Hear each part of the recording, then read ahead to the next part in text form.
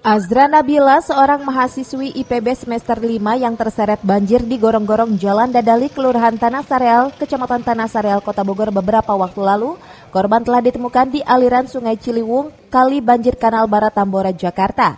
Dan korban kini telah dibawa ke rumah duka di Komplek Perumahan Bumi Pertiwi, Desa Cilebu Timur, Kecamatan Sukaraja, Kabupaten Bogor.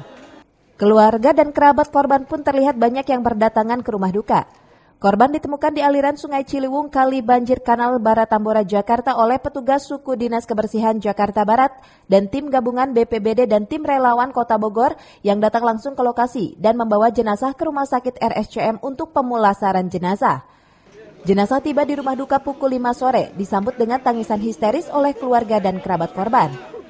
Lili, salah satu kerabat dekat korban, menceritakan dirinya merasa kehilangan sosok almarhumah selama hidupnya terbilang orang yang baik, sabar dan humoris, serta mudah berbaur dengan semua orang. Dan kini telah pergi untuk selama-lamanya. Suka ngebantu teman sih, ya, baik banget, dari zaman sekolah juga. Ya, Azra tuh baik banget. Ya, perhatian. Selalu nolong juga sih Azra orangnya. Ya, Ini merasa kehilangan. Iya pasti.